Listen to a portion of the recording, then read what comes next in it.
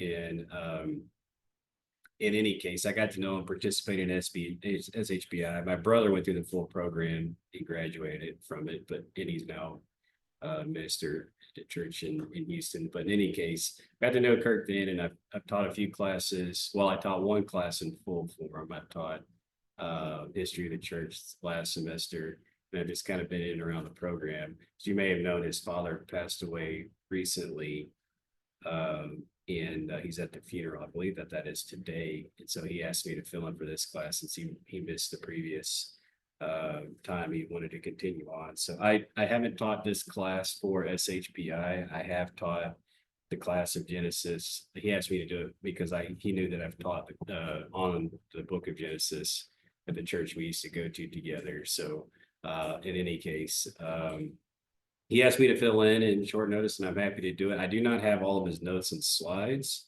So of course, I've prepped a bit just by reading the chapters and going through some old things that I've looked at, and I'm hoping this could be more conversational style. I have some thoughts and questions and for you guys, and I hope it's more participatory. So with that, if you don't mind, maybe just a quick say your name and whatever you'd like, so I get to know folks a bit.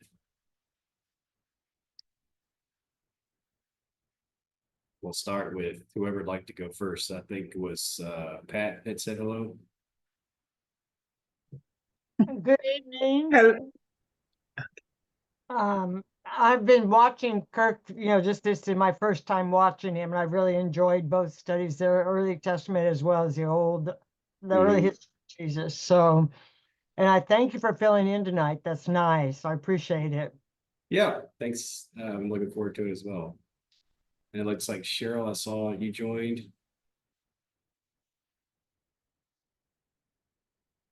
Hi again, my name is Pat, Okay. and I think I've done about 6 classes now, and I enjoy it. I'm from Kingwood, Texas, Okay. and looking forward to the class tonight. Thank you. I'm in Houston. Well, actually Friendswood, so on the south side of Houston, so not too far from you. I saw Karen Sanders joined, and Stephanie Brown. Yes. Hello. I said y'all came in late. My name is Daniel. I'm filling in for Kirk tonight. And then Stephanie. Yes, sir. Good deal. And then Cheryl, I think also I saw the names Dave and Kinba. Is that correct, Barb? Daniel, Mhm. my ears are still infected and I can't hear very well. Okay. So I heard you say my name, but I don't know. Okay. Yeah, I was just sorry. saying if you want to say hello, that's all. I was just this tonight. I filled in a late notice. I don't have all the notes in the prep, so this is my round of introductions to see faces and names, and then also to get Okay. Well, encourage me. everyone all to talk. So long. Yeah, good deal. And I think that's everybody. Well, I see Helen just joined. Hello, Helen. I'm Daniel. I'm going to be filling in for Kirk tonight. Oh, hello. Glad to have you. Thank you. And some of y'all may have joined late. If you haven't heard, Kirk's father passed away recently. He's at the funeral. I believe it's today. So he asked me to fill in a couple days ago. And so in any case, he wanted to, because apparently y'all missed the last Monday, so he wanted to keep up progress. So happy to do it. I don't have all of his full notes and talking points, but of course he gave me the chapters. And so I'm going to start there. We'll go over what you've learned, and really I wanted to hopefully it could be more discussion style. Any thoughts or questions for the group? So anyway, with that I'll get started. So I'm going to start in chapter 32. He said initially when he reached out to me, he said chapters 37, 38, 39. But then he sent me an audio note that said actually, well, he hasn't also covered starting all the way back from chapters 30, 32. So 32 through 39, we won't be able to hit all of them. I'm going to hit the ones that 32, 33, 37, 39, depending on how quick we go, maybe 38, but those are the ones that I wanted to cover. Of course, all the chapters are important, but I think those have some really key moments. So, with that, we'll start with, chapter 32, which is maybe one of the most, enigmatic chapters in all the Bible. What exactly this means, how, the story, to what extent is it literally the case? To what extent, is this a vision of Jacob? Did he wrestle with an angel? Did he wrestle with a precursor to Jesus? Is this blessing and covenant? Anyway, there's lots and lots of meanings and elements in it. And yeah, with that, we'll get started. So going into it in chapter 32. So what's he coming to do? What's he afraid of? And we'll start off, right? He's afraid of his brother Esau. And he's got this big engagement coming up. Because if you remember the previous chapters, right, Jacob stole the blessing from Esau. And what did Esau promise to do? He promised the next time he saw him, he's going to kill Jacob. And so Esau's now, of course, pretty powerful. It says later on in the chapter, he's got at least 400 men at his disposal, just a small army. So his brother's rich and powerful, and he's really worried about this meeting because, again, he's wronged him. He's got the shame of knowing that he wronged his brother. He's fleeing another family, right? Laban, he's meeting his brother Esau, who's sworn to kill him. So this is the set of circumstance, and he's got a fair amount of wealth he's amassed himself. He's got his 2 wives. He's got his sons. I think it's 11 at this point. I don't care if he's got the full 12, but he's got his sons and his families and his servants, and he's on his way to meet with Esau. So he's very worried about this engagement. And then so he's coming up, and he sends messengers out ahead. One of the messengers come back and say, messengers returned to Jacob and said, we went to your brother Esau. He is coming to meet you and has 400 men with him. So that's a bit alarming. My brother's meeting me. Why has he got 400 men? This is already kind of ominous for Jacob. And it says Jacob was very afraid and upset. So he divided the people who were with him into 2 camps. Why did he do that? He divided them into 2 camps because he thought, well, if he attacks one, the other one can get away, right? If he's prepared for attack. So they're all in one camp. He can maybe surround them and get them, but he splits them in the event that they can leave in a hurry. And so now he's at a bit of a crossroads. What do I do here? I'm kind of out in the open, I'm open for attack. So then he says a prayer. He says, oh, the God of my father Abraham, God of my father Isaac. He said, return to your land, to your relatives, so I may prosper. I'm not worthy of all the faithful love you have shown me. Cross with just my walking stick. I've got 2 camps. Now rescue me. Please, from the hand of my brother Esau. I'm afraid he will come and attack me, as well as his mothers and their children. But you said, this in his prayer, I will certainly make you prosper and will make you descendants like the sand on the seashore, too numerous to count. So that's his prayer. He prays this to God. He's like, you led me here. You said I would prosper, but now I'm out in the open. My brother's coming to me. My brother has sworn to kill me, and he's got 400 men. So that's the situation he's in. And he says this prayer. Then he devises a plan, because Jacob has always got plans and schemes, right? That's kind of his nature. So what's he do? He sends this series of convoys, essentially, with the servants, with different, goats and livestock in, while he's trying to pacify his brother. And he sends them in little camps, and he's going to say, okay, number one, little convoys, I'm with Jacob, here's for all these gifts, and he's going to send them to try to pacify with these series of gifts and offerings to his brother.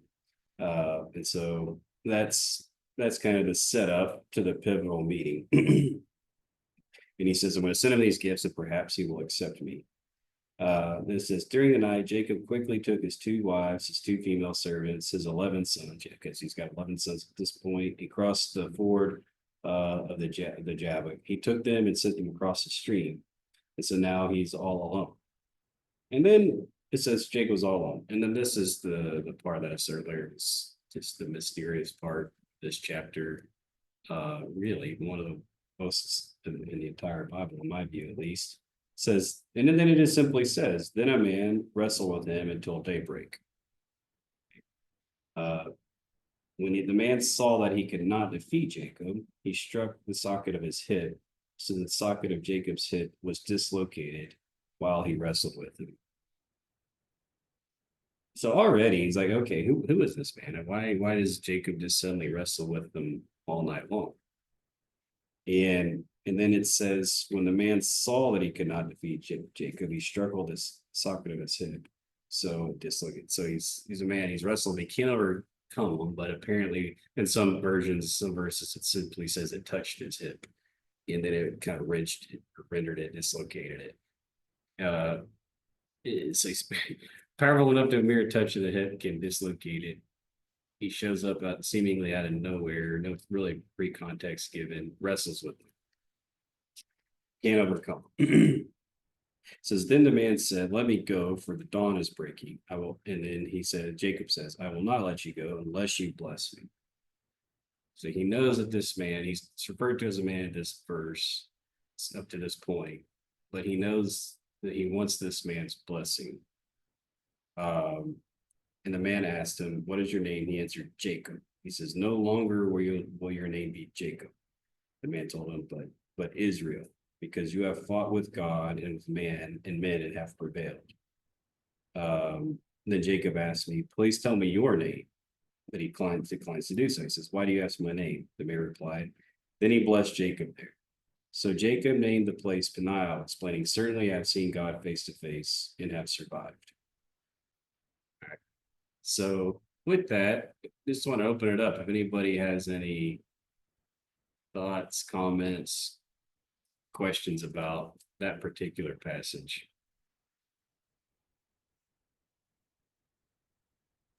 Hi, Brother Daniel. Mm-hmm. This is Kenva Barr speaking. And I just think it's interesting that I think this man that he's wrestling with is more than likely an angel of God.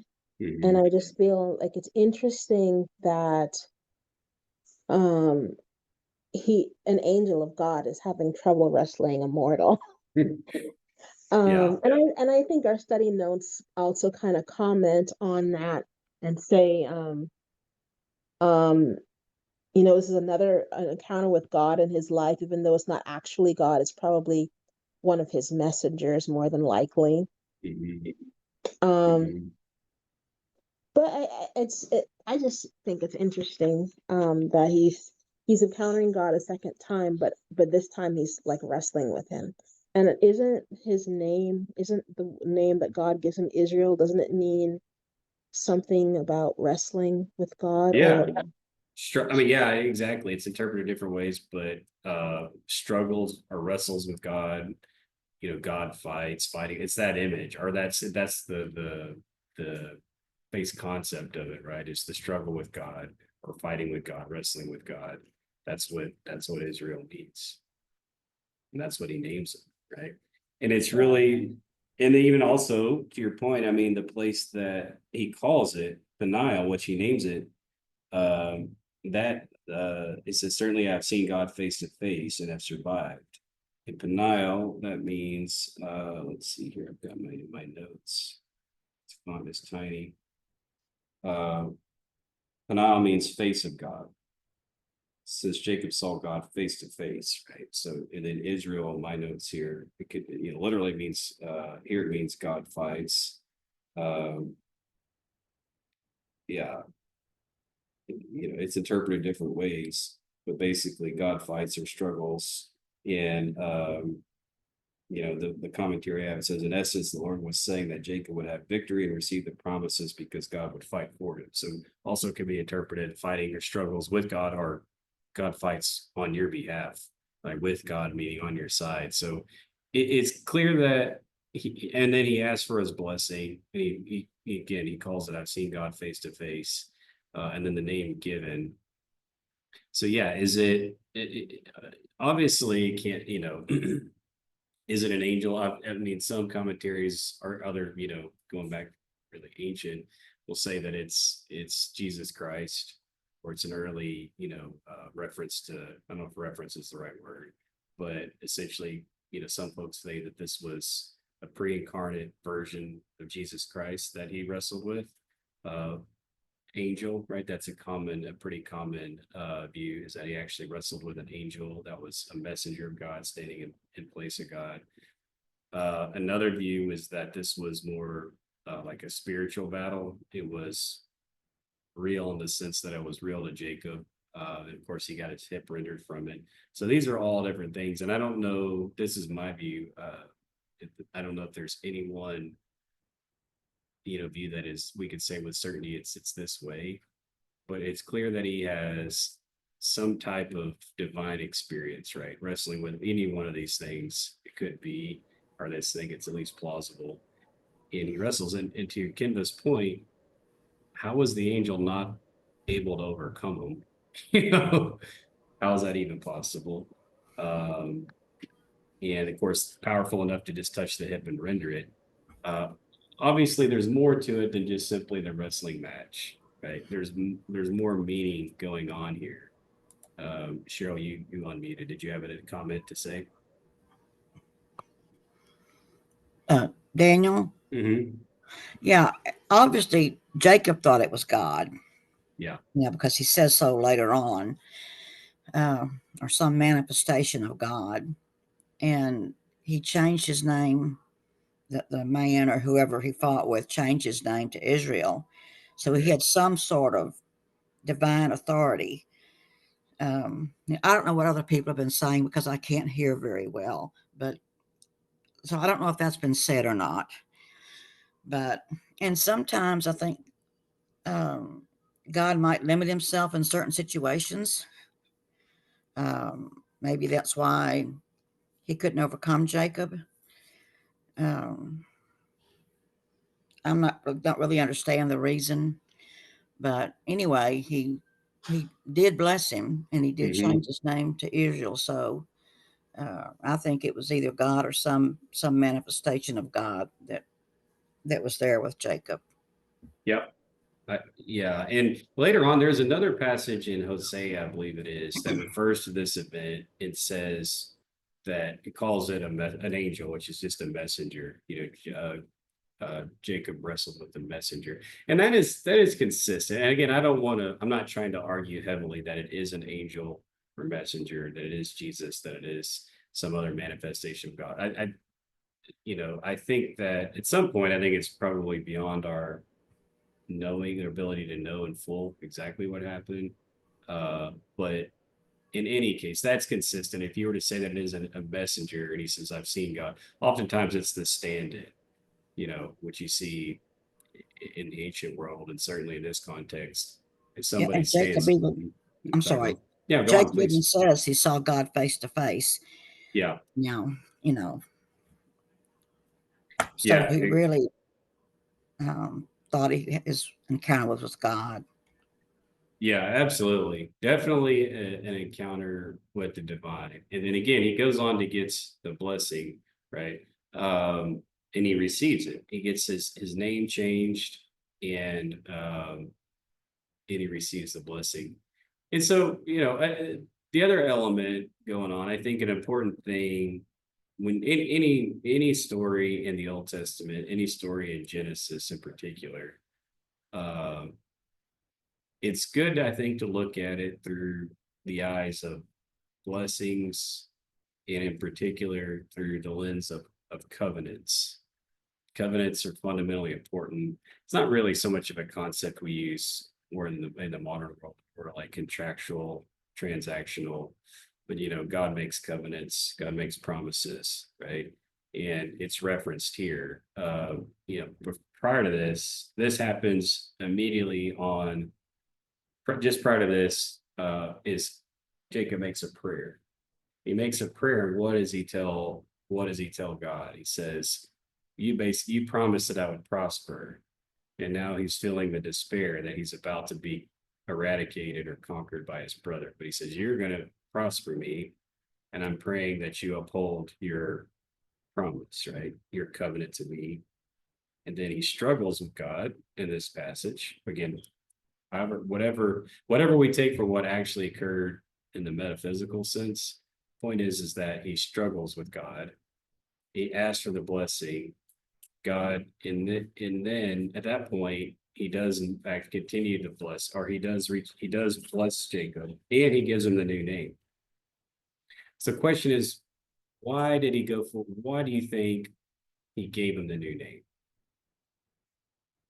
And we see that throughout, right? Jesus renames Simon, right? Names him Peter. There's significance when they get a new name.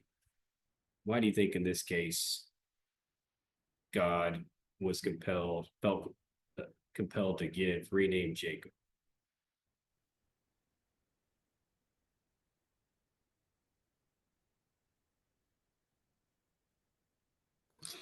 You know, Daniel, I don't really have a good answer to that, but I just think about people whose names God has changed, like Abram to Abraham, Cephas to Peter, Jacob to Israel. And it seems like it comes at a time when these people have shown extreme faithfulness to God or to Jesus. That's just one observation. Yeah. But I don't really know it. I haven't researched it enough, I guess. I'm sure there's an answer, but I don't have it.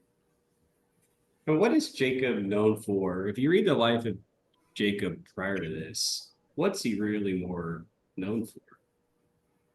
It's more like a deceitful, isn't he? Mm. And Yes. he schemes and he's deceitful, right? And he's effective, but he gets his way by these games, this dishonesty, deceptions, and so forth. And that's kind of who he is. He's a very clever person, right? He's bold in a sense, but in this case, he's obviously terrified of his brother. And so I think this is also a way for God to say, this is your point, right? This is who you have been, is Jacob, but no longer. Right. And because he goes on to say, but no longer will your name be Jacob, right? The man told him, but Israel, because you have fought with God and with man and have prevailed. Not really did you struggle with him, but you struggle and prevail. So before, Jacob has acted in a lot of ways, again, as I mentioned, deceitful and schemes, and oftentimes cowardly, frankly. I mean, he's terrified of his brother. He's often in this state of trying to appease people, doesn't confront them directly. He's trying to buy his brother off prior to this with these gifts, right? And so what does God say? Okay, you were Jacob, but now you're Israel because you have struggled with God and man, and you've prevailed. And frankly, you're capable of prevailing, but you have to have faith. I'm again reading a bit into that, but I think that that's significant, right? You're more than just Jacob the deceiver. You're going to go forth and you're going to be Israel, the one who struggles with God and man, and who prevails, as will your descendants, and as will the fruit, the lineage that you set up. And this is a very significant moment for Jacob, obviously, for the nation of Israel. I think it frankly says something about all humanity, because he's going to do this great thing, build this great nation. The line of Christ will ultimately come from, and he's starting with Jacob the deceiver, but he's going to do more than merely what Jacob is currently. So he gives them a new name, right? And he blesses them as Israel. Okay, so then Jacob goes on again. I love this passage, all the meanings for it, right? The new covenant that God makes with them, the new name, the fact that he wrestles with something clearly strong, powerful enough to overcome him, but he doesn't, wrestles all night long, renders the hip, so he's even injured, from the battle. He comes from this thing with an injured hip. There's a lot of themes and things going on in the story. So from then he goes forward and he's going to meet his brother Esau. Again, he's terrified. He's prayed to God. He's now wrestled with God. He's gotten a new name, but he's still onward to meet his brother. And so he goes forward, and then he ultimately meets his brother, and then says he put him in order, right? He puts him in order of his own priority, because he's got his servants and their children. They're up first. Then Leah and her children. That's his second most precious thing. And then Rachel and Joseph, right? So he's got them in order of who he values the least to the most. But then he goes out in front. Jacob went on ahead of them. All right, so he's already showing a bit more direct, straightforward. He's going to go confront Esau directly, and he's going to try to reconcile, but he's putting himself out front. I think he's already, of course, been emboldened and encouraged by just the previous encounter we read about. Jacob himself went on ahead of them, and he bowed down to the ground 7 times as he approached his brother. But Esau ran to meet him, embraced him, hugged his neck, and kissed him. They both wept. When Esau looked up and saw the women and children, he asked, "Who are these people with you?" Jacob replied, "The children whom God has graciously given your servant." Then they came forward, and of course they had a reconciliation. And then Esau said, "What did you intend by sending all these herds to me?" Jacob said, "To find favor in your sight." So he sends them all the herds. They go on to Esau says that's not necessary. Tries to give it back. Jacob insists, and then Esau keeps them.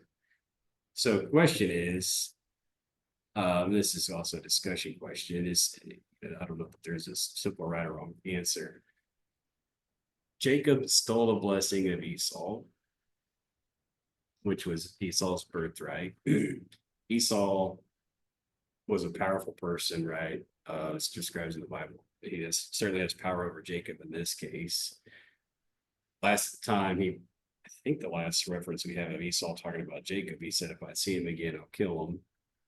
And now he comes and hugs his neck, and they weep and they reconcile. Why do you think Esau had a change of heart? I think many years had gone by since all of this happened. And I also think, based on the fact that he had 400 men with him, he must have also been very influential and wealthy. So maybe God blessed him anyways. Because God blessed Ishmael, even though Isaac was the son of promise. So obviously Esau, he had great substance. And maybe I think there comes a certain time where, when years go by, and even today when you have a dispute with a relative, there just comes a certain time where it's time to kind of move forward and push beyond that. And I don't know how well, I can't remember if their father was still alive at this point or not, but because I know that there's a point where they decide to bury him together. And they did that as a family.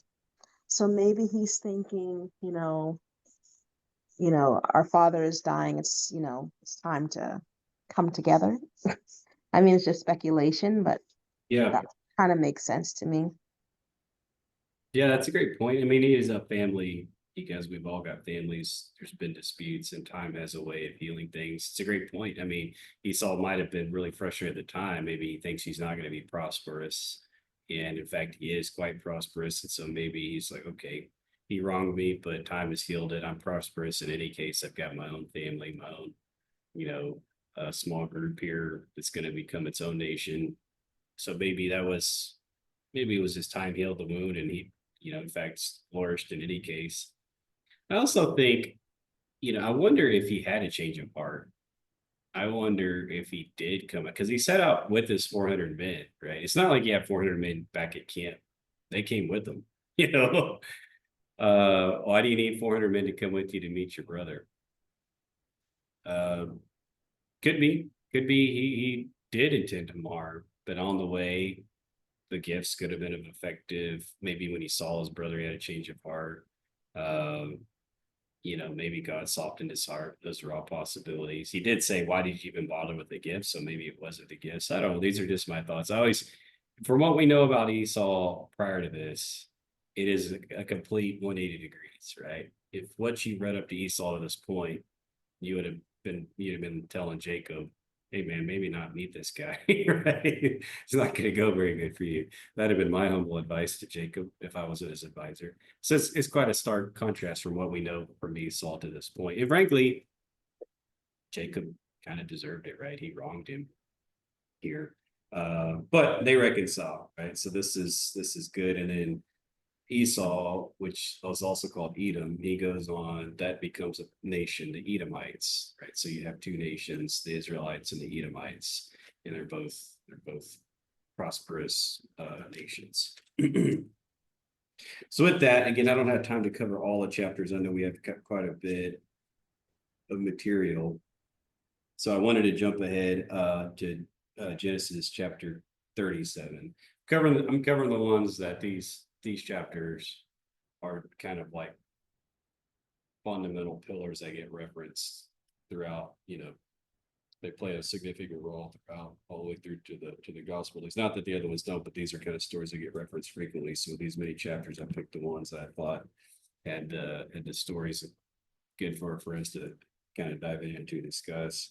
So then we get all the way to Joseph. Joseph, the 17-year-old beloved son, right? The favorite son of Israel. He loved him. He was born of Rachel. He was born to him late in life. And he gives him what? Coat of my version here. I'm reading the New English translation, I believe, calls it a special tunic. If you learned about it younger, you probably heard about Joseph and the coat of many colors, but he gives him a very special, likely expensive tunic or coat. And he was the favorite. He was the favorite, and what's that do? His brothers obviously are jealous. They hate him for it. This my version says when Joseph's brothers saw that their father loved him more than any of them, they hated Joseph and were not able to speak to him kindly. And to make matters worse, what does Joseph go on to tell these folks? Number one, he has a series of dreams. Joseph had a dream, when we told him about it, they hated him even more. He said to them, "Listen to this dream I had. There we were, finding sheaves of grain in the middle of the field. Suddenly my sheaf rose up and stood upright, and your sheaf surrounded my sheaf and bowed down to it." Then his brothers asked him, "Do you really think you will rule over us or have dominion over us?" Then they hated him even more because of his dream and because of what he said. Already Joseph's not really doing any favors. I mean, he had the dream, but maybe he could have kept some of these to himself. Then he had another dream. He told it to his brothers. "Look," he said, "I had another dream. The sun, the moon, and 11 stars were bowing down to me." So it's that. How are they clearly going to take that as a reference? When he told his father and his brothers, his father rebuked him, saying, "What is this dream you had? Will I, your mother, and your brothers really come and bow down to you?" His brothers were jealous of him, but his father kept in mind what Joseph had said. His father is perplexed. I don't know if frustrated is the right word, but he's clearly like, okay, what do you mean by this? It's a disturbing dream, maybe, to his father. His brothers obviously don't care about any of this nuance. He's already told him from a previous dream, "You'll bow down to us," right? "You will bow down to me," rather. He's told him that. Now he says, "Even mom and dad and you guys will have to come bow down to me." In my dream, he's already the favorite. He's got the special tunic or the coat of many colors. So Joseph is now definitely cemented his place as the hated brother. When I first heard this story, I grew up in hearing these stories, and when I first heard it, as a really young person, I used to think, "Oh, Joseph's brothers are just mean to him." Now I read it, I'm like, man, Joseph, you were just doing your best to pour gasoline on this fire. You tell him these pretty bold dreams you have. And so, and obviously also it's a good, his father didn't do Joseph any favors by setting him up, by giving him special treatment, special privilege like this. But okay, so his fathers go off to graze. Israel sends Joseph, says, "Your brothers are grazing the flocks near Shechem. I'm going to send you off to them." So he goes out, and then so they see him coming, right? Now Joseph's brothers saw him from a distance, and before they reached him, they plotted to kill him. They said to one another, "Here comes this master of dreams. Come now, let's kill him, throw him to one of the cisterns, and then say a wild animal ate him. Then we'll see how this turns out." Reuben, the brother, said, "No, let's not take his life. Let's put him in the cistern, and just,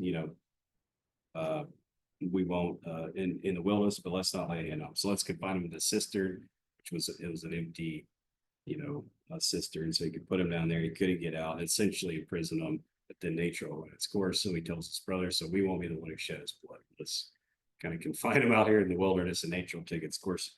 But Reuben's plan was to come back and save him later. He didn't actually want to kill Joseph. He wanted to tell his brothers we'll do that. And then he was planning to come back and get him later. Okay, then later on, they see a caravan of Ishmaelites, and then the brothers without Reuben say, hey, there's no what's the profit if we kill our brother and cover his blood? So there's no money in that. We can effectively get rid of him by making a bit of money. Let's sell him as a slave. So that's what they did. Sold him as a slave. Reuben obviously is devastated. That wasn't his plan. He comes back and is like, oh, geez, he's not in his sister. His boy's not here. Hey, where can I go? So Reuben says. So they take Joseph's tunic, the special coat, killed a young goat, and dipped the tunic in blood. Then they brought the special tunic to his father and said, we found this. Determine how if this is your son's tunic or not. He recognized and explained, it is my son's tunic. A wild animal has eaten him. Joseph has surely been torn to pieces. Then he puts on sackcloth, mourns for him for many days. All of his sons and daughters stood by, but they could not console him. Okay, but Joseph obviously still alive, unbeknownst to the dad. He gets sold ultimately to Potiphar, one of Pharaoh's officials, the captains of the guard. So, question this topic discussion is, what as a young man, you know, Joseph is certainly beloved. He has these dreams. Maybe he has some growing up to do, right? He's telling his brothers these things. Maybe he does see himself as special or privileged. He's certainly talented young man, as we go on to find out. But he gets sold, right? He gets imprisoned. There's some this chapter about Joseph. There's a lot of pairs of things that will happen. You'll see. Number one, he gets imprisoned in the cistern. He gets a special tunic. He gets imprisoned, and his tunic is shown as proof to the father. This will happen again here in a little bit with Potiphar's wife. So there's a lot of these themes that come up in pairs. He tells two dreams, right? He tells a dream about the grain, dream about the stars. He ultimately interprets two dreams for Pharaohs. So you're going to see a recurring theme with Joseph that comes up. These things often come in pairs in this story. So then we'll go forward to chapter 39. Now Joseph had been brought down to Egypt.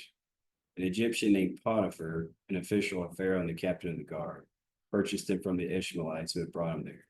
The Lord was with Joseph. He was successful and lived in the household of his Egyptian master. His master observed that the Lord was with him and that the Lord made everything he was doing successful. And of course, he found favor in his sight and became his personal attendant. Potiphar appointed Joseph overseer of his household and put him in charge of everything he owned. From the time Potiphar appointed him over his household and over all he owned, the Lord blessed the Egyptian's household for Joseph's sake. The blessing of the Lord was on everything he had, both in his house and in his fields. So Potiphar left everything he had in Joseph's care.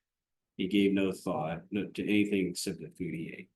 So this is another thing that you're going to see happen to Joseph, is that it's just waves of blessings and then immediate kind of drastic falls, right? So he's beloved by his father amongst all his brothers. He gets a special tunic.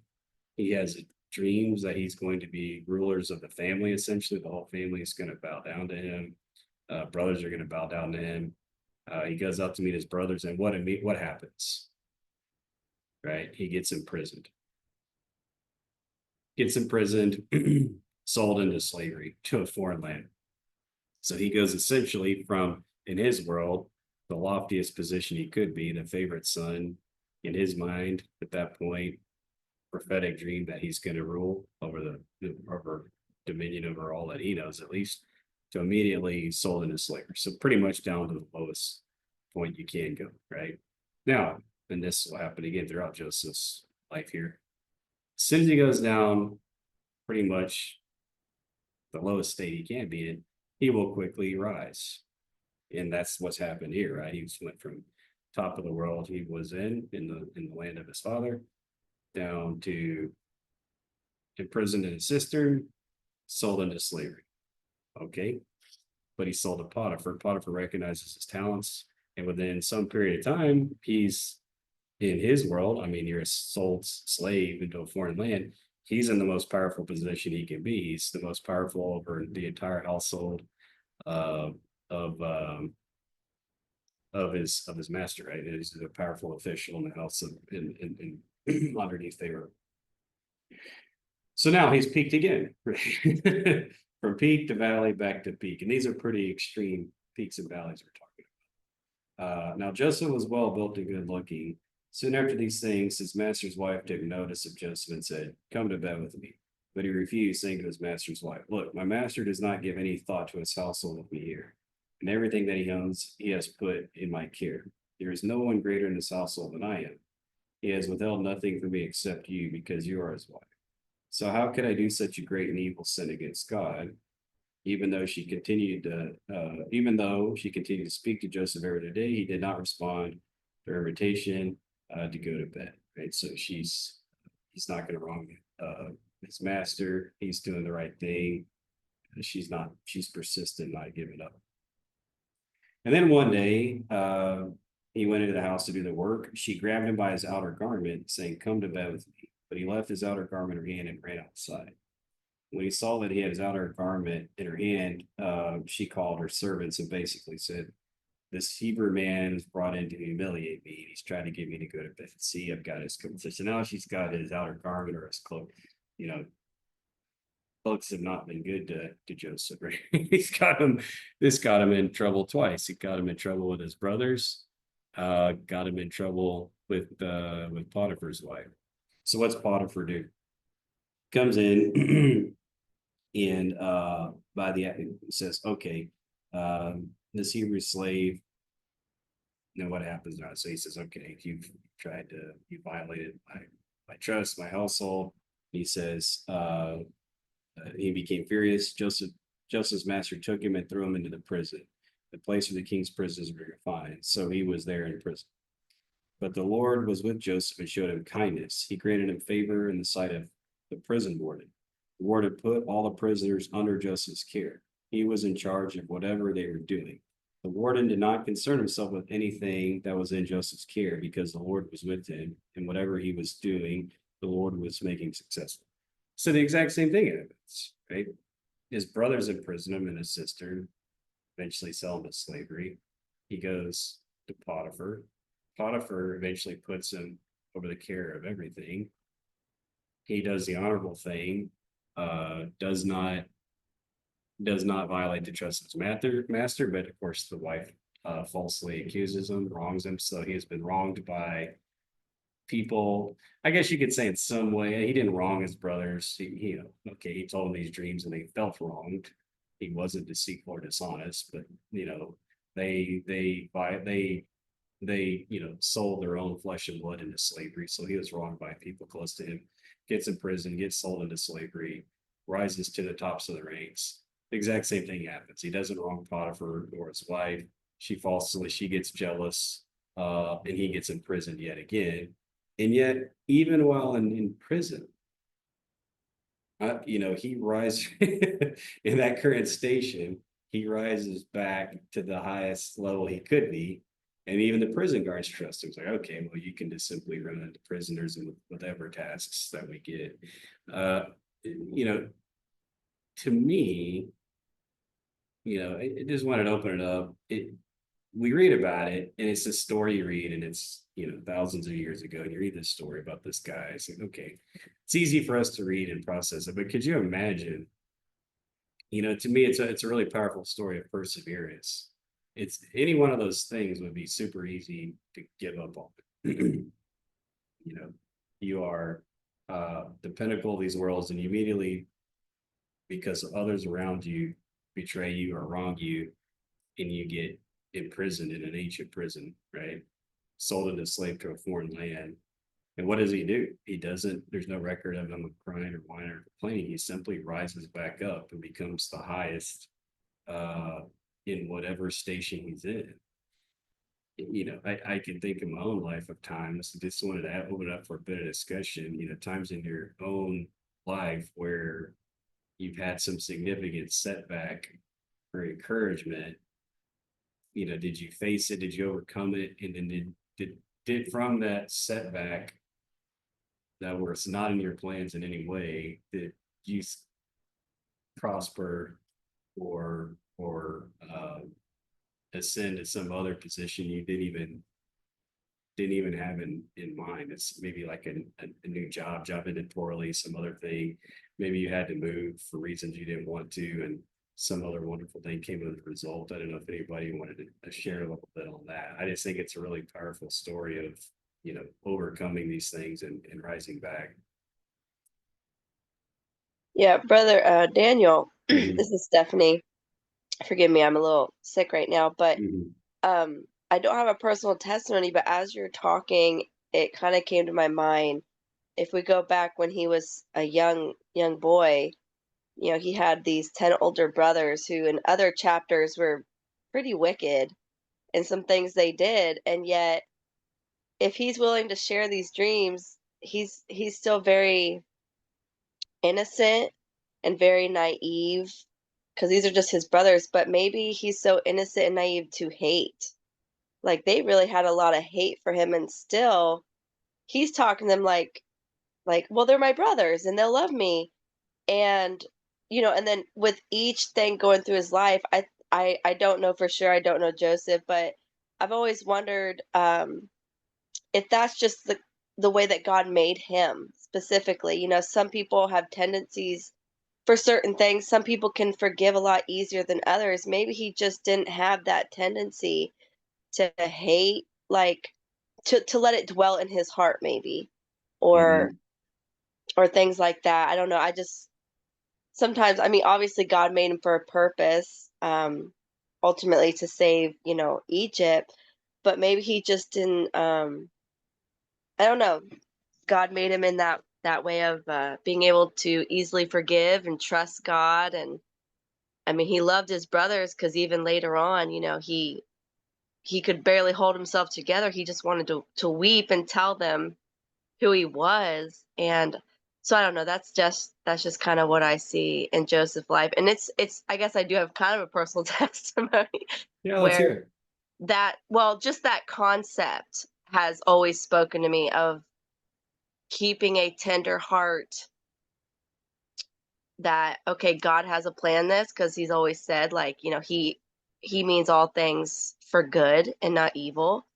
And then ultimately forgiving, because I think Kimba's the one that said it, like over time, and she was talking about Jacob and Esau, but you never know. Lord is for reconciliation.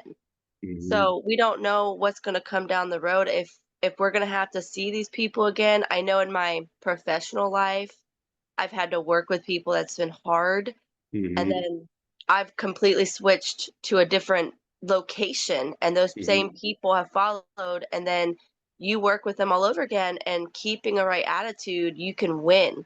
Like if, especially if they're a non-believer, being able Mhm. to win them because Mhm. your attitude has stayed consistent, and they know what they did to you. And Mhm. so that's my thoughts, my piece on that. No, thank you for that. That's, you know, and for me, I've had situations where, same thing in professional life, uh, it's easy to get into the worldly tit for tat, right? I've been wronged and I'm perfectly within my rights to wrong back. Even the score, right? They did this to me. Now they need a favor from me. Nope, I don't got to do that, right? I'm perfectly within my rights uh, to match what they've done to me back to them, right? And not to turn the other cheek. It's very, very easy, especially in professional world, because we get in that world and we think, man, you know, this is the rules of this world. I'm going to play by the rules of this little world here that I'm in. It's very, very easy to fall into that trap. And, you know, a lot of people won't blame you. They'll be like, okay, well, you're in the jungle out there. You know, that's what you got to do. And it's really, really easy to get embittered. You know, I've allowed it to happen to me where I feel certain things, whether it's true or not. In my own mind, it was true. I felt wronged, and you know, it's easy to get embittered. And in the end, what does that really do for you? You know, it doesn't. Obviously, you got to deal with the bitterness, but beyond that, uh, it's really, really hard to flourish and thrive and prosper while you're embittered. Really hard. You know, Stephanie, you were saying you went to a new role in new location. Uh, you know, imagine if you did that with bitterness in your heart. How successful, how effective would you have been? Uh, it's a tough, it's an easy, it's not complicated, it's just hard, right? It's a simple concept, but it's very, very hard to apply to our lives. And I just see this story with Joseph, where it would have been really, really easy for him to give up. Your own brothers, imagine that. Again, I don't think he was intending, I mean, I don't know what his intentions were, but I think he had a dream and he was telling his brothers, this is my dream. He didn't lie, that was his dream. And his brothers want to kill him, and then they sell him into slavery. It'd be very, very easy to be embittered, go into Potiphar's house, just give up, right? Now he prospers, he's at the top of his world there. He's super loyal to his master, as loyal as he can be. And he gets thrown into prison. Now, not only are you a slave in a foreign land, now you're a prisoner in a foreign land. You know, how most people would be filled with bitterness. I didn't do anything to deserve this. I've been wronged. It'd be super easy just to give up, but he doesn't be angry at God, angry at man, and just give up, right? Be really easy for him to do that.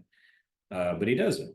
He continues to prosper to the point the guard's like, okay, you can be over the other prisoners. Like, do whatever you want, right? That's a phenomenal story of perseverance, I think.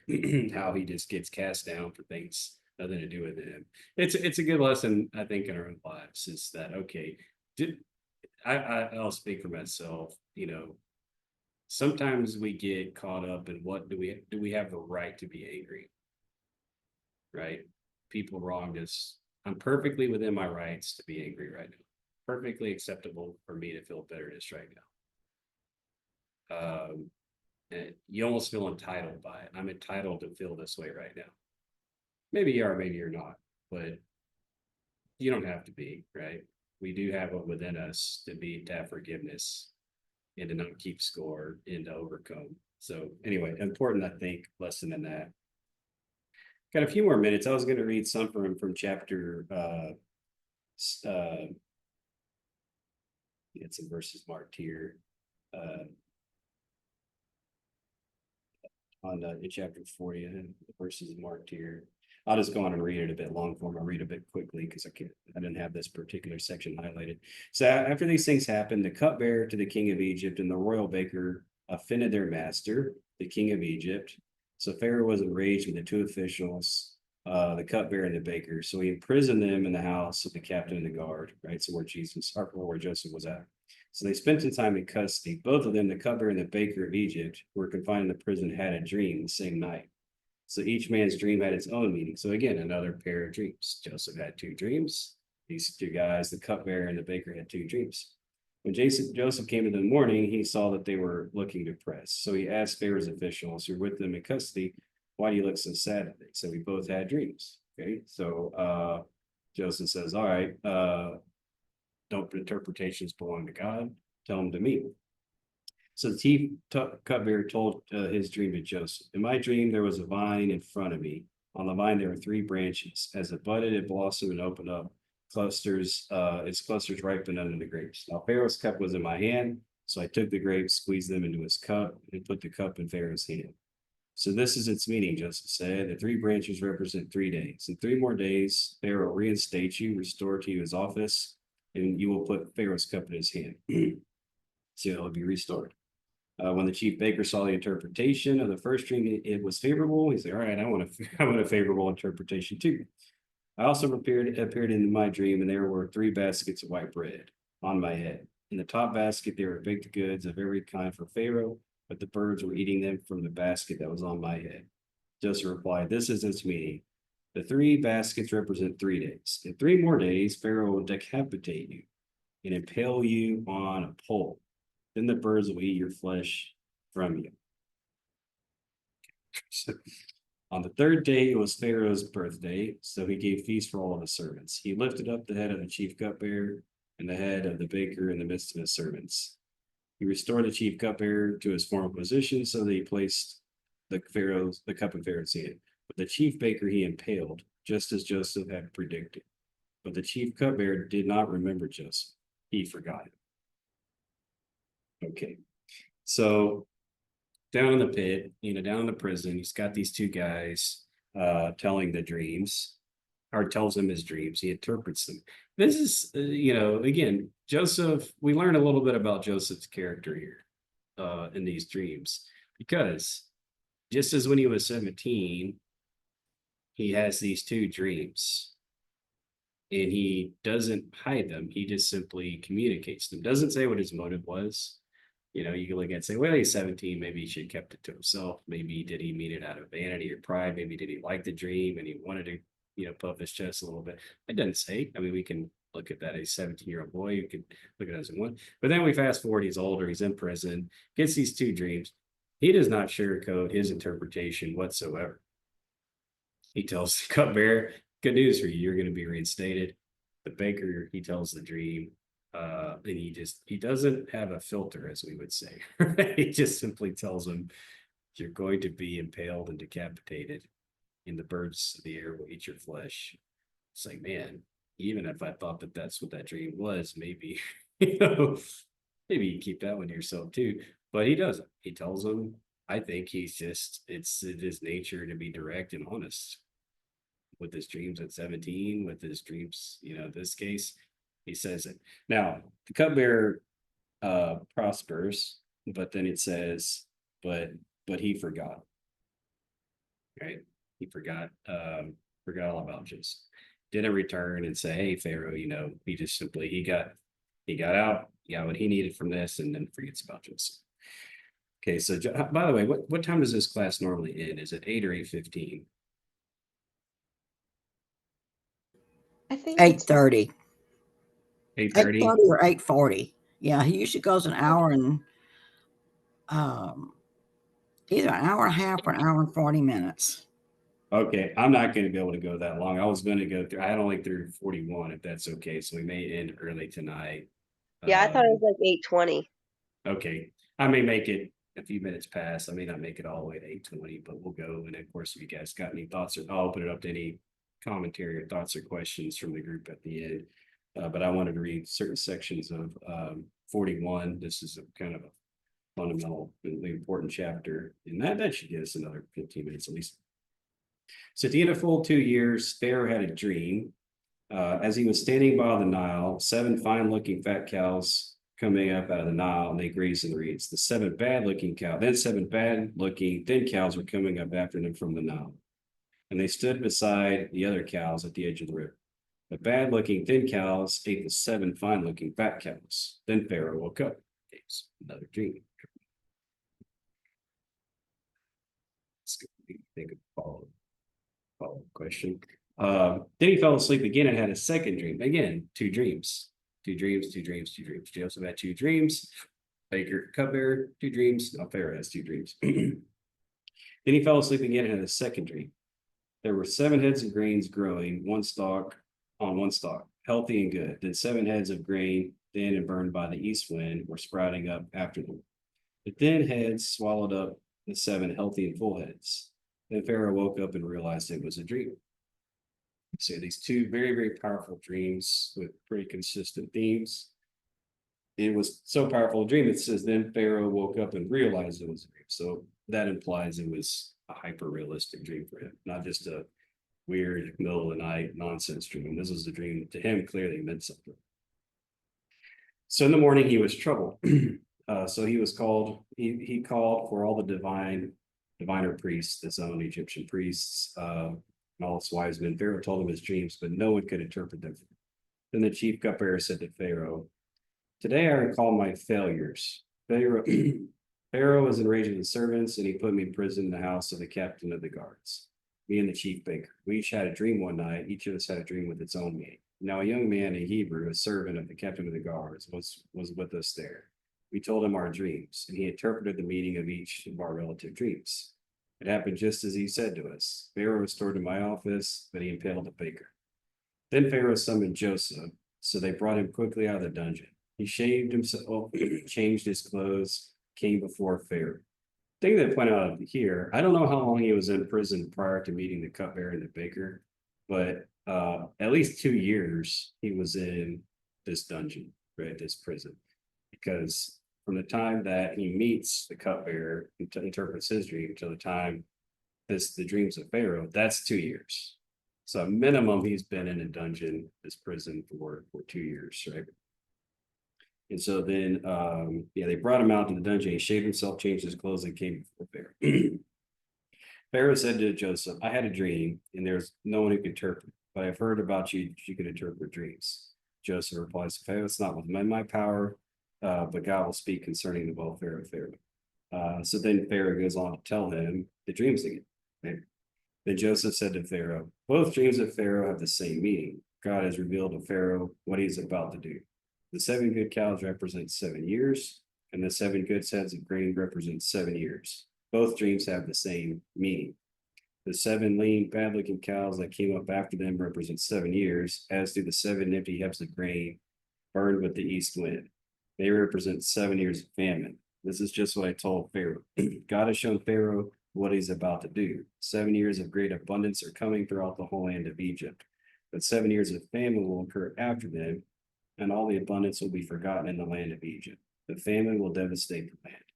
The previous abundance of the land will not be remembered, because the famine that follows, for the famine will be very severe. The dream was repeated to Pharaoh because the matter has been decreed by God, and God will make it happen so. Okay, so now Pharaoh should look for a wise and discerning man and give him authority over all the land of Egypt. Pharaoh should do this. He should appoint officials throughout the land to collect 1/5 of the produce of the land of Egypt during the 7 years of abundance. They should gather all the excess of food during the good years that are coming. By Pharaoh's authority, they should store up grain so the cities will have food and they will preserve it. Right? So he's given them a plan. This advice made sense to Pharaoh and all his officials. So Pharaoh asked his officials, can we find a man like Joseph and one in whom the Spirit of God is present? So Pharaoh said to Joseph, because God has enabled you to know all this, there is no one else as wise and discerning as you are. You will oversee my household and all my people would submit to your commands. Only I, the king, will be greater than you. See here, Pharaoh said to Joseph, I place you in authority over all the land of Egypt. And then he gave him his ring, so on, and he clothed him. So, okay, again, he's favorite of the sons of Israel, imprisoned, cast down, right? Now he goes to Potiphar, favored, number one favorite servant, most powerful, second only. He's second only to Israel in his household, thrown into prison, sold as slave. Rises up, second only to Potiphar, thrown into prison. After dreams, and then the dreams, right? 2 dreams, prison, Potiphar, well, not Potiphar, there was no dreams in that case, but he gets imprisoned, interprets 2 dreams, right? That doesn't get him out of prison, but now he goes and meets Pharaoh and interprets these dreams, and now he's second in command to Pharaoh. So rises and falls, again with them. So that theme of kind of coming out of the valleys.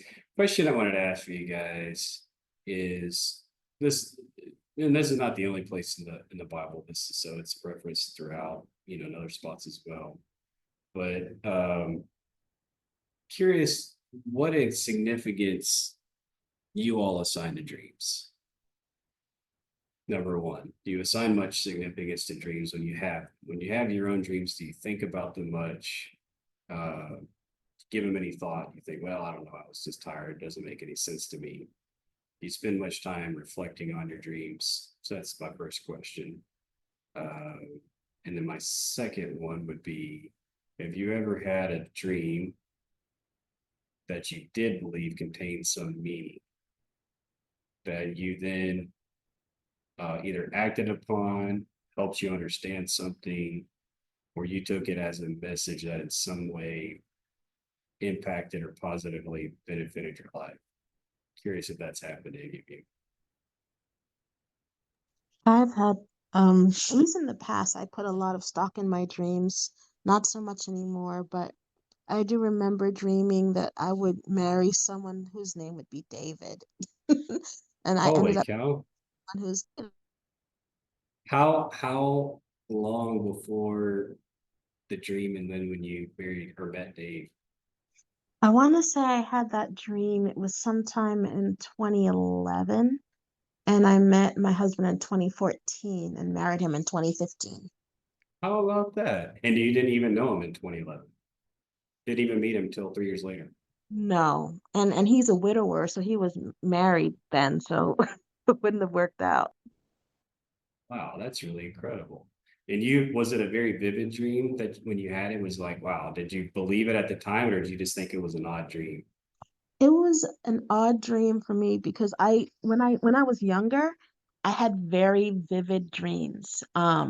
They were very realistic to me, but this dream was more like a conversation, but I couldn't see who I was talking to. That's really cool. That's a cool story. When you met him, did you say, listen, not to apply too much pressure here, but I had a dream I would marry a Dave. Maybe on No, the first date. I've never actually told anyone about that. I mean, I've journaled about it because Mhm. I keep journals, and I like to keep like my prayers. If I write down my prayers and I pray about something when it comes true, I like to say, well, it came true at this time. But I've never really talked about that because I think people would think that's weird. But since you asked, I volunteered the information. That's really cool story. Thanks for sharing that. You know, I mean, it's in modern times, I don't think we put all that much stock in dreams. To your point, Kenva, I mean, you think, it's people think it's maybe strange if I told them this. But in ancient time, I mean, imagine this, right? You're Pharaoh, you're the most powerful man in the ancient world, and you have a series of dreams, and you take a foreign prisoner, which in that society, foreigners, prisoners, and this guy's a foreigner and a prisoner. That's about the lowest as it gets. And he interprets your dream, and you make essentially a 14-year plan based on that. Because he's going to store grain each year for 7 years to get it through the following 7 years. So that's how much stock they put in dreams back then. This troubled him that he had to find an answer. What's these dreams mean? These dreams must mean something. So not only did he seek it, but then he took it. And then when the dream made sense to him, they came up with a plan that would impact their kingdom over the next 14 years. And right, you put this foreigner prisoner in a very elevated position because of his interpretation. So that's how much stock they would have put in dreams. And you see this also in other parts of the Bible. Daniel interpreted dreams, right? For kings. And doing that, those dreams were seen as very, very significant. They often contained meaning. The dreamers at least completely believe that they contain significant meaning. It were even again Pharaoh and the kings of I can't remember it was it Nebuchadnezzar's dream now? In any case, not from their version of God or the divine gods. They believe they came from their version of the divine realm, to some degree. So that's the amount of stock they put into them. But in the modern times, we tend to not do that as much. We just kind of chalk it up to whatever. It was neurons firing or whatever. I've, speaking personally, I've never had, to my knowledge, a prophetic dream. I can't think of anything that I've ever dreamed that foretold something that was to come. Not that I can recall. Nothing like Kinva, like 3 years ahead of time knew she would marry a Dave. but but I have had dreams that I didn't understand at first, and then after an amount of reflection, I think enlightened me in some way, helped me to see something that I hadn't seen before. it's like, okay, it may be a bit of wisdom in the dream that even though it's dreams, right? So they don't make sense at first glance, but the more you dig into them, um, the more you understand there's some deeper meaning that I got out of it. I've certainly had that happen to me. I don't know if anybody else had any thoughts or wanted to share on that topic. It's a really interesting topic because dreams are often referenced in the Bible. In this case, they're very clear prophecies that did in fact come true. Um, Jesus in the New Testament, it was Pilate's wife had a dream, right? So, Cheryl, did you have a comment? Yeah, I was just going to say, I think the purpose, and probably a lot of dreams, but we're talking about Joseph, it was to show the power of God. Mhm. Um, because everything he prophesied came true, Mhm. and and I'm sure Potiphar knew to some extent about some of these dreams that had come true. Like, of course, the cupbearer comes to him and tells him, you know, my dream came true. The baker's unfortunate dream came true. Here's this guy. And of course, now he mentions Joseph. He didn't talk about Joseph to Potiphar when he asked him to, but now he remembers, oh, yeah, there's this guy. There's this that, told me about my dreams and they came true. And Joseph even says, it's not me. It's interpreting your dream. It's God. So I think a lot of the purpose of that was to show the power of God so that they would believe in God, believe that he is the one true God. Mhm. Yeah, that's a great point.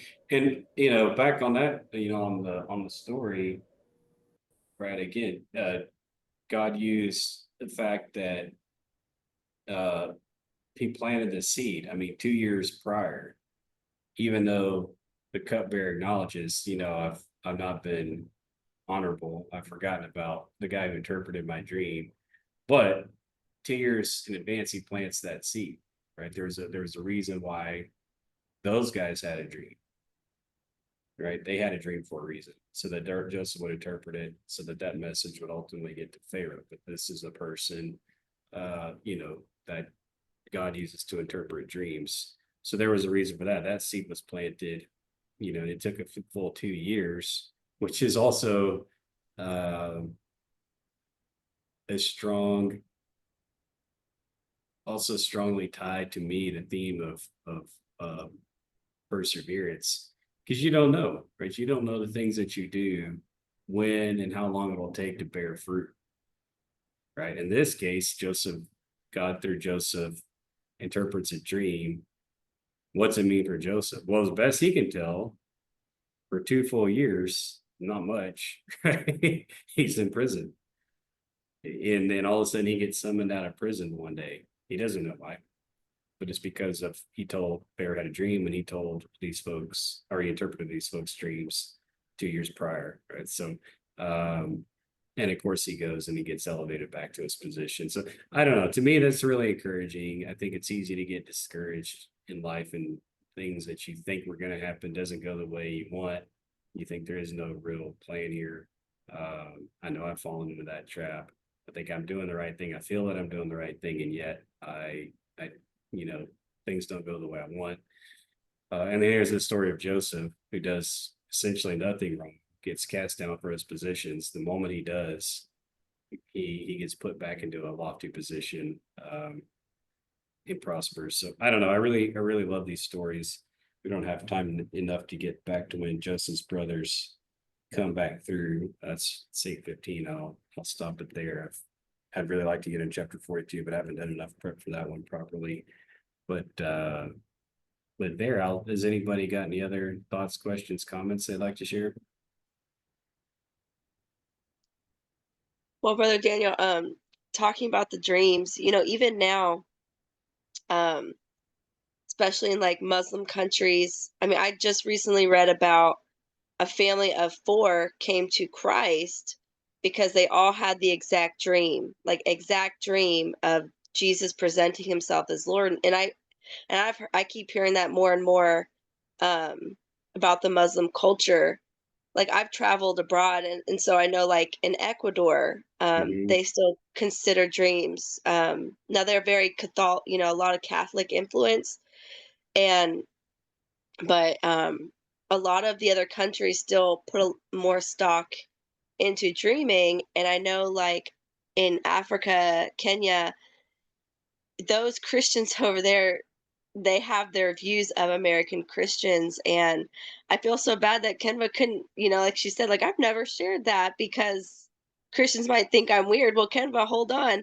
So for me, I I remember the Lord just kind of opened it up, and then having counselors talk to me, because in all areas of our life we're supposed to be ready with our armor, and but for some reason when we dream we think that turns off.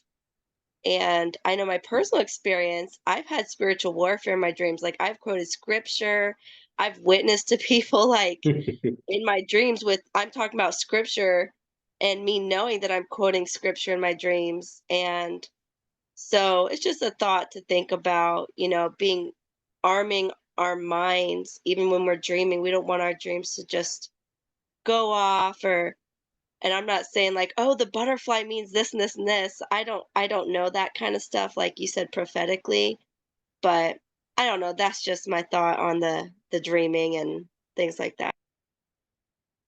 Yeah, no, that's thanks for that. That's really insightful. I've heard the same. I don't know by statistic, but I've heard the the largest, if not the largest, but one of the largest, most common reasons given from Muslim converts to Christianity is dreams. That's a pretty common thing. Maybe the most common, but it is a very, very common theme. Um, whereas, you know, and there's other stories of that where people, missionaries have gone into, you know, places or talked to people that have not heard the story of Jesus. And then when telling the stories of Jesus, people have claimed that they've had dreams about that. Like Oh they yeah, I've sort heard of that. like they immediately connected with the stories because they connected it with dreams that they've had. Like, oh, this was the person who's visited me in dreams. You know, things there's that common connection there, almost like the ground has already been like made ready, right? It's been plowed and ready by these dreams that they've had. So the seed immediately, the gospel message seed immediately took root because of these dreams. So that's a common theme. I think it's really, really interesting. Um, you know, how that connection is there. And again, we in even in many cultures today, Stephanie was saying, and certainly in pretty much all cultures throughout human history, dreams were known to carry significance and meaning and even prophecy in some cases. It's really kind of like modern American, like just dreams. We don't really think about them at all. And I'm not trying to convince you anything about any particular dream. I'm just thinking I do think that it's worthwhile to pay attention to them and to think about it. If for nothing else, to think, you know, what can I learn from it? What is it in there that maybe I'm missing? Especially, you know, if I can tell you when I'm going through stressful things, my dreams may be, yeah, this is just something about me. Maybe you can relate to this, but I like to think that I'm bulletproof and that nothing gets to me, nothing's stressful for me. I'm above it all, right? I like to think that about myself. I mean, it's completely delusional, but that's what I like to think.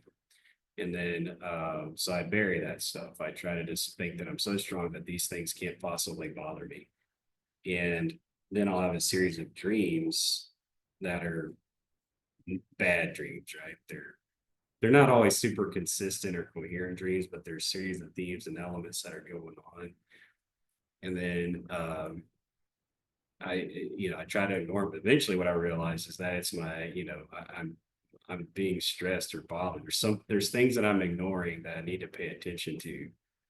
And I'm not, I'm ignoring them. And so they're coming out in my dreams, you know, and it's a sign to me that I need to address things. I can't just bury things. That's not the way to deal with it. So I can just tell you from that sense, that alone for me is enough for me to pay attention to my dreams. Yeah, that's really interesting. I know I have deja vu a lot, Mhm. and so I'm like, I don't know if that's from my dream, but that's really interesting. It's kind of like telling you, like, "Hey, buddy." Okay, that's neat. Yeah, yeah, yeah, I have that happen a lot.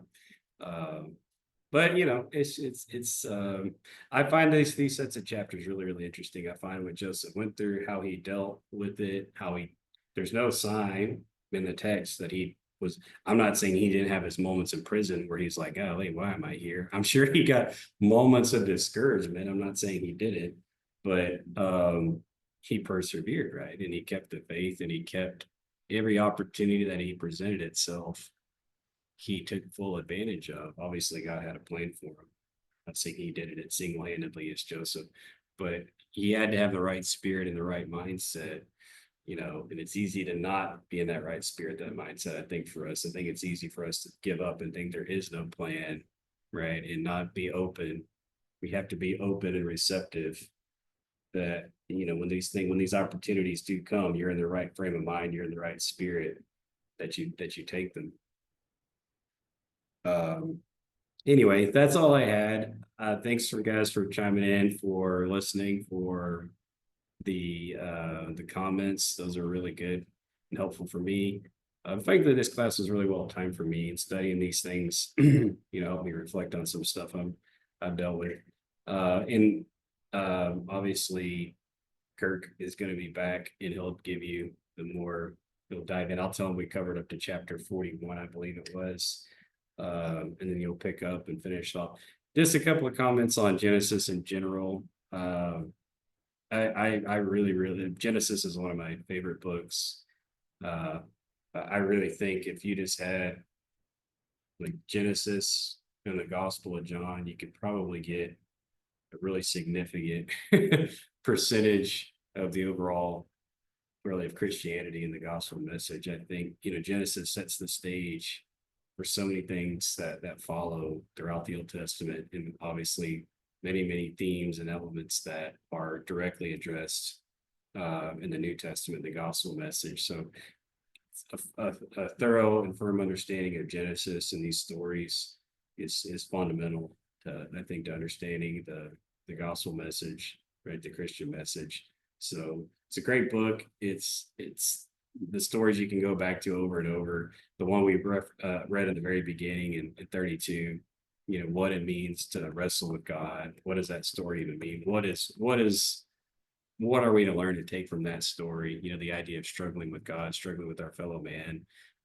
Anyway, these are really important themes that come up over and over. Obviously, Israel does as a nation. Israel's a person, but Israel's a nation throughout the Old Testament. Guess what they spend the rest of the Old Testament doing? Right? Struggling with God and struggling with man, their fellow man. So interesting themes. Thanks again for the time and the discussion. I really enjoyed it. And Kirk will be here for you next time. Thanks, Daniel. Thank you. Thank you, everybody. Thank you. Good night. Bye.